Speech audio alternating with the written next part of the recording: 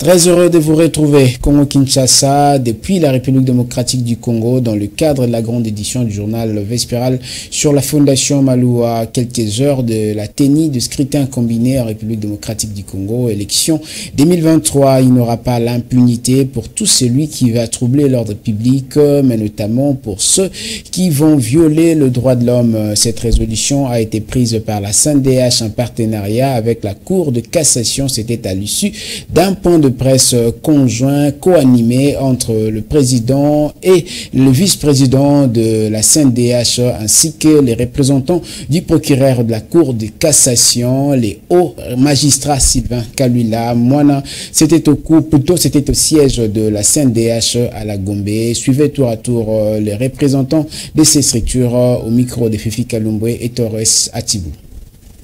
La CNDH suit de près le processus électoral en cours et a déployé ses moniteurs pour procéder au monitoring des cas de violation des droits de l'homme avant, pendant et après les élections présidentielles, législatives, nationales et provinciales, ainsi que les municipales du 20 décembre 2023. La campagne électorale qui vient de s'achever hier nous a permis de mesurer les niveaux de risques auxquels la RDC fait face en rapport avec le processus. En général, la campagne électorale en cours s'est déroulée de manière satisfaisante, et ce, malgré les violences, les menaces et les attaques ayant occasionné des atteintes à la vie, des atteintes aux libertés fondamentales et même de menaces à la sécurité publique. Pour conclure, la CNDH RDC, dont j'ai le privilège de présider à sa destinée, lance un vibrant appel à la CENI RDC, à la Commission nationale indépendante, en vue de mener à bon port l'opération de déploiement des kits électoraux dans les centres et bureaux de vote et exhorte en même temps la population électrice congolaise en âge de voter d'aller massivement au bureau de vote pour exprimer son choix et exercer son droit électoral. La CNDH demeure donc saisie et suit de près la situation de droits humains les jours du vote ainsi que de toutes les opérations post-électorales. Le travail du moniteur des droits de l'homme et des élections, il le fera autour des acteurs, les moniteurs, les acteurs aux élections, impliqués dans ces élections, ce sont avant tout la CENI à travers dans les bureaux de vote et autres bureaux de dépouillement, c'est l'agent ou les agents de la CENI, le président du bureau de vote, le président du bureau de dépouillement et les autres responsables qui l'accompagnent, qui l'assistent. Nous allons, nous, CNDH, nous, moniteurs des droits de l'homme, regarder ces agents-là appliquer la loi électorale et les autres instruments promoteurs plutôt des élections libres, transparentes et démocratiques. Donc les instruments que l'on peut trouver dans notre constitution, dans notre loi électorale, dans les instruments régionaux et autres instruments au niveau international, mais qui s'adressent, qui concernent, qui promeuvent, si vous voulez, les élections libres, les élections transparentes, si pas pour les cas qui nous concernent, les élections apaisées. Pour le compte de Monsieur le procureur général près la Cour de cassation que je représente à cette cérémonie, et le mot qu'il apporte, c'est que d'ores et déjà, lui étant la plus haute autorité du ministère public, de tous les offices de parquet près les juridictions de l'ordre judiciaire a déjà mis en alerte tous les offices de parquet de Kinshasa et de l'intérieur du pays pour que la justice, pour que le parquet puisse accompagner le processus électoral dans cette étape délicate, non seulement du vote, du scrutin, mais aussi de la proclamation des résultats. Parce que pendant cette période, comme vous savez tous, pour le pouvoir, les acteurs politiques sont prêts à tout, à utiliser tous les moyens et ne tiennent compte certaines fois d'aucun droit garanti aux autres citoyens. Or, la Constitution de la République, en son article 150, dispose que le pouvoir judiciaire est garant des libertés individuelles et des droits fondamentaux des citoyens. Pendant cette période, il est question que l'on veille à ce que les libertés individuelles ne soient pas mises en péril par les comportements déviationnistes ou marginaux de ceux qui concourent au vote ou ceux qui les accompagnent. Cela garantira que l'ordre public soit sauvegardé et que la paix soit vécue par tous afin que nous aboutissions, nous atterrissions en douceur sur ce processus délicat. Ce que nous souhaitons, c'est que le monitoring de la CNDH puisse retenir que ce monitoring ne vaut rien s'il n'y a pas référencement judiciaire. C'est-à-dire que tous les cas de violation des droits de l'homme qui seront portés, constatés, observés par les moniteurs de la CNDH qui seront sur terrain, nous ne saurons pas nous déployer partout, mais dans tous les territoires, dans toutes les grandes villes, il y a des parquets.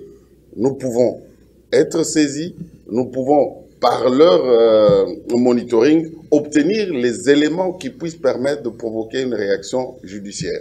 Le parquet est chargé de rechercher, de constater les infractions et de poursuivre leurs auteurs devant les juridictions. Le processus électoral en RDC a récemment été théâtre d'une campagne électorale caractérisée par une série d'incidences survenues entre les militants des partis politiques, alors que le 20 décembre, la population congolaise ira aux urnes pour notamment élire un nouveau leadership. Les tensions politiques se sont intensifiées. Suivez donc cet élément de Prince Ngokoto qui illustre quelques événements qui ont émaillé ces moments préélectoral. Du 19 novembre au 18 décembre 2023 a été marqué par un tourment mouvementé, ça et là, à travers toute l'étendue du territoire national. Et c'est pendant la période cruciale de la campagne électorale dans le rue de Kinshasa. Pendant cette période, comme partout ailleurs, l'on voit les effigies portant les identités de candidats, présidents, députés, conseillers municipaux, comme des bonnes gueules. Tout ceci concourt pour être élu.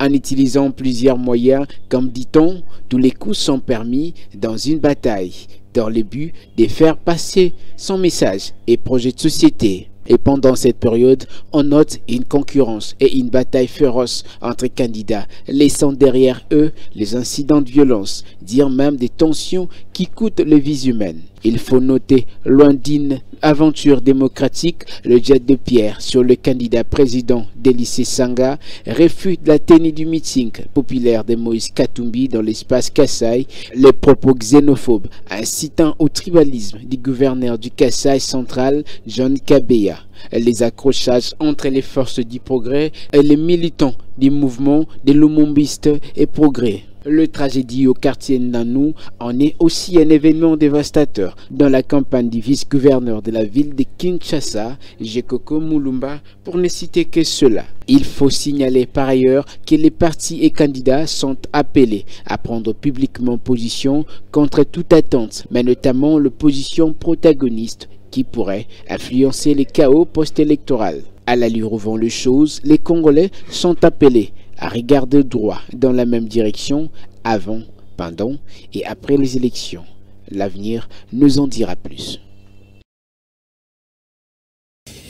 Remaniement du gouvernement provincial du Congo central la semaine dernière a fait parler la population, mais notamment en pleine campagne électorale. La population de cette province, par exemple, Jean-Claude Vouemba, président honoraire de l'Assemblée provinciale du Congo central, s'en est pris la parole pour essentiellement fustiger les comportements de l'actuel gouverneur Guy Mbadou. Et selon lui, il pense qu'il a mal agi et il ne pouvait pas notamment remanier son gouvernement par rapport à cet acte actuellement. On l'écoute au micro de Igor Sombo.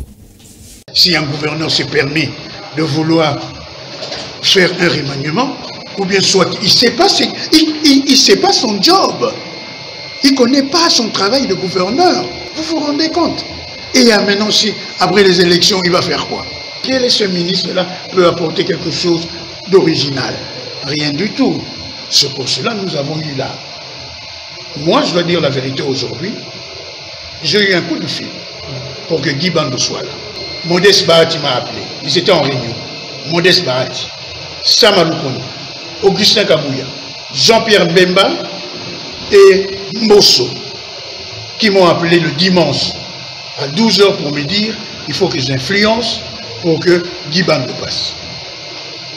Parce que la favorite, la personne qui pouvait très bien gérer cette province, c'était la sénatrice Ngoudianza. Et c'est une erreur que je regrette jusqu'à ce jour. Parce que ce n'était pas la meilleure personne. Et d'ailleurs, je demande au peuple de Matadi. Tout ce que vous avez pu manifester le jour du meeting à Damar, vous n'avez pas eu tort. Parce que le jour qu'il y aura un audit au gouvernorat, on attendra de vertes et de pas mûres.